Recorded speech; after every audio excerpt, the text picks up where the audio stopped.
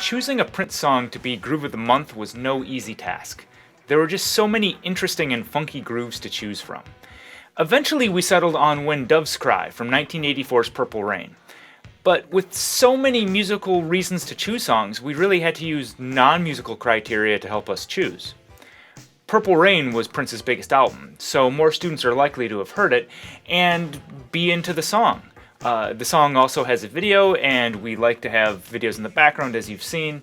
And as much as I would have liked to do Sexy MF, the point of this series is to give teachers ideas to use songs with their students, and to quote Trust from the Batman soundtrack.